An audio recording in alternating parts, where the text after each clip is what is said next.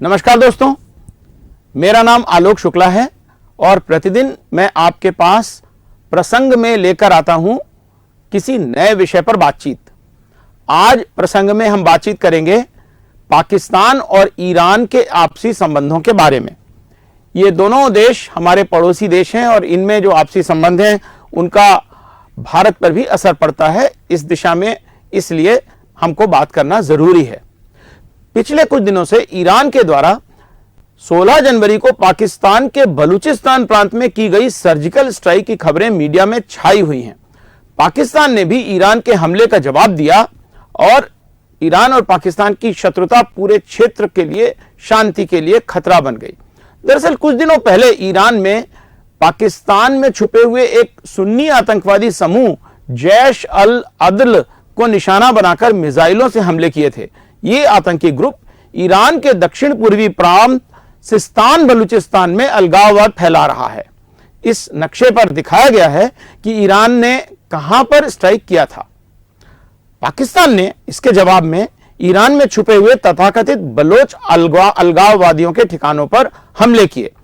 पाकिस्तान के हमलों से भी भारी बर्बादी हुई, जो इस वीडियो में देखी जा सकती है।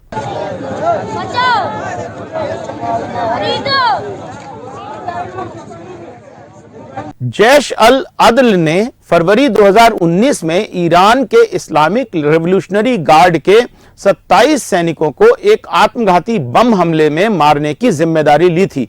तब से ही ईरान लगातार पाकिस्तान को चेतावनी देता रहा है, परंतु यह पहली बार है कि ईरान ने पाकिस्तान के विरुद्ध इतने परिष्कृत हथियारों का इस्तेमाल किया है।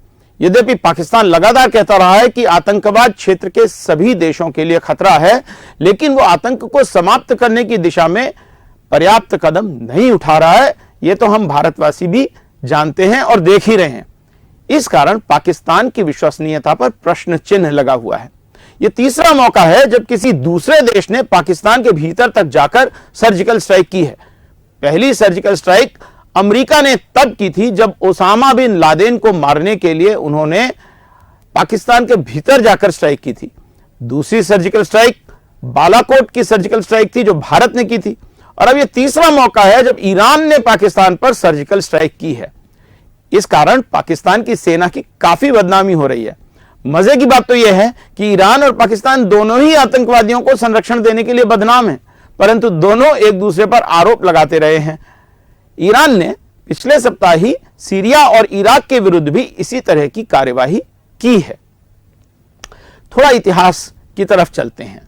अगस्त 1947 में जब पाकिस्तान बना तो ईरान पाकिस्तान को मान्यता देने वाले प्रथम कुछ राष्ट्रों में से एक था। ईरान की अधिकांश जनता शिया है, जबकि पाकिस्तान में सुन्नियों का वर्चस्व है।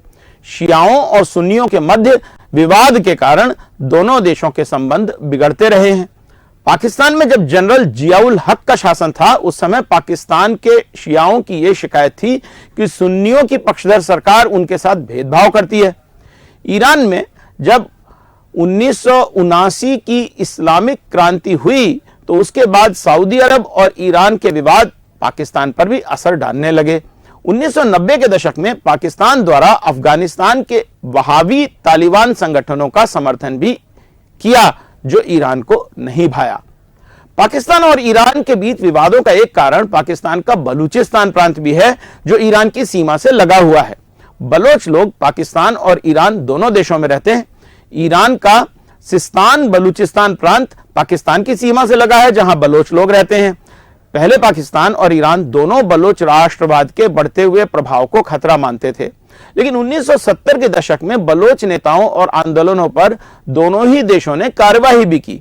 बाद में पाकिस्तान के साथ कई मुद्दों पर विवाद के बीच ईरान ने बलोच राष्ट्रवाद को लेकर नरम रवैया अख्तियार करना शुरू कर दिया। पाकिस्तान और ईरान के रिश्तों में लगातार उतार चढ़ाव आता रहा है। आपको अभी मैंने बताया ही कि 1947 में जब पाकिस्तान आजाद हुआ तो ईरान ने उसको तुरंत मान्यता दी। 1948 में पाकिस्तान के तत्कालीन प्रधानमंत्री लियाकत अली खान ने ईरान का दौरा भी किया और बाद में ईरान के शाह ने भी 1950 में पाकिस्तान का दौरा किया। दोनों देशों के रिश्ते उस समय अच्छी दिशा में जाते हुए दिख रहे थे, लेकिन पाकिस्तान में शिया सुन्नी तनाव का असर ईरान के साथ उसके रिश्तों पर पड़ा है। 1979 की इस्लामिक क्रांति के बाद ईरान ने पाकिस्तान को लेकर आक्रामक रुख अपनाना शुरू कर दिया था। उसने अफगानिस्तान में तालिबान को प्रश्रय देने की पाकिस्तान की नीति का भी विरोध किया है। अमेरिका में 9/11 के हमले के बाद पाकिस्तान की नीति ईरान को अच्छी नहीं लग रही है। पाकिस्तान की सऊदी अरब समर्थक नीति भी ईरान के साथ उसके रिश्तों में खटाश पैदा कर रही है। जनरल जियाउल हक के शासनकाल में पाकिस्तान की सऊदी अरब के साथ निकटता और बढ़ी, जो ईरान को फूटी आंखों नहीं सुहाती थी। लेकिन इन सबके बीच दोनों देशों के बीच आर्थिक संबंध बने रहे। ईरान ने चीन की अगुवाई में बन रहे आर्थिक कॉरिडोर में भी अपनी रुचि दिखाई है। पाकिस्तान के लिए भी तेल और गैस से संपन्न ईरान से व्यापार करना जरूरी रहा है।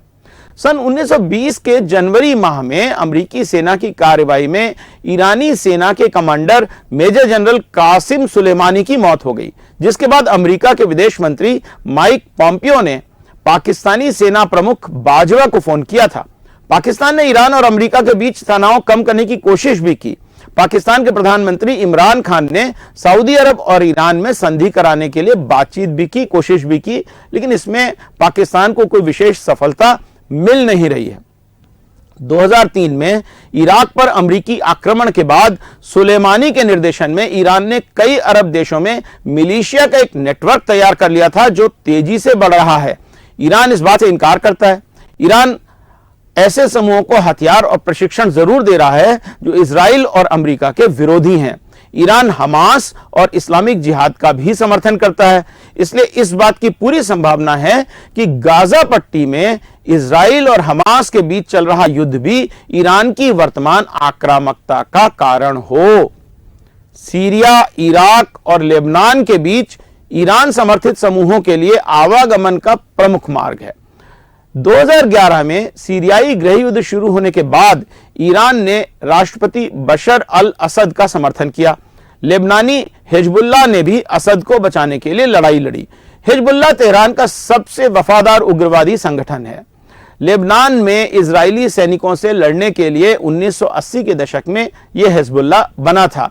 इसके पास उच्च प्रशिक्षित सैनिक हैं और आधुनिक हथियार भी हैं। हिजबुल्लाह लेबनान इजराइल सीमा पर इजरायली सैनिकों के खिलाफ लगातार हमले करता रहता है और इसलिए इजराइल हमास के साथ साथ अब हिजबुल्लाह से भी युद्ध अपना कर रहा है और दोनों को समाप्त करने की इजराइल ने कसम खाई है।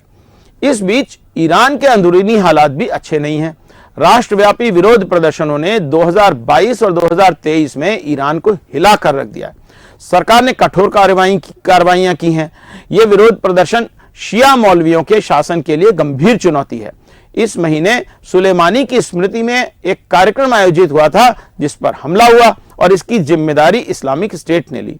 सुन्नी कट्टरपंथी समूह जैश अल अदल के हमलों ने भी तेहरान की सरकार की क्षमता पर सवाल खड़े किए हैं। ये एयर स्ट्राइक शायद इन्हीं बातों का नतीजा है। हाल के एयर स्ट्राइक के बाद दोनों देशों के विदेश मंत्रियों ने आपस में बात की है और स्थिति को सामान्य बनाने के प्रयास चल रहे हैं, परंतु यह भी संभव है कि हालात और बिगड़ जाएं। हाल के वर्षों में रूस और ईरान करीब आए हैं। यूक्रेन के शहरों पर हमले के लिए ईरान मास्को को ड्रोन मुहैया कराता है। दोनों देशों ने अपने सहयोगी राष्ट्रपति असद को बचाने के लिए सीरिया में हस्तक्षेप भी किया। हालांकि रूस ने ईरान पाकिस्तान विवाद पर चिंता व्यक्त की है और तेहरान और इस्लामाबाद से कूटनीति के माध्यम से अपने मतभेदों को सुलझाने का आह्वान भी किया है। लेकिन कूटनीति में जो कहा जाता है और जो किया जाता है उसमें अक्सर फर्क होता है और यदि रूस अंदर ही अंदर इस विवाद को हवा देने लगा तो हालात बदतर भी हो सकते हैं। पश्चिमी विश्लेषकों का मोटे तौर पर आकलन है कि ईरान अमेरिका या इजराइल के साथ सीधे सैन्य टकराव को नहीं करेगा, वो इससे बचता रहेगा, लेकिन उन दोनों देशों की सेनाओं को काबू में रखने के लिए अपने प्रॉक्सियों का उपयोग करता रहेगा। तो इस तरीके से जो प्रमुख चीज है वो आखिरकार धर्म के भीतर जाकर शिया और सुन्नियों के आपसी जो लड़ाई है, उनमें जो विवाद हैं, वही पाकिस्तान और ईरान और मिडिल ईस्ट पूरे में मुख्य रूप से विवाद का प्रमुख कारण है और ये दोनों अपने अपने आतंकवादियों को हवा देते रहते हैं। भारत की मुश्किल ये है कि ये दोनों ही आतंकवादी भारत में अपना आतंक फैलाने की कोशिश करते हैं। इसलिए भारत को जो कहते हैं कि टाइट रोप वॉकिंग, एक रस्सी पे चलने के समान बीच का रास्ता अपनाकर चलना होगा और आतंकवाद का लगातार विरोध करते रहना होगा। उम्मीद करना चाहिए कि इस क्षेत्र में सद्भावना बढ़ेगी और आतंक समाप्त होगा, लेकिन इस उम्मीद को फलीभूत होने में अभी समय लगेगा, ऐसा लगता है।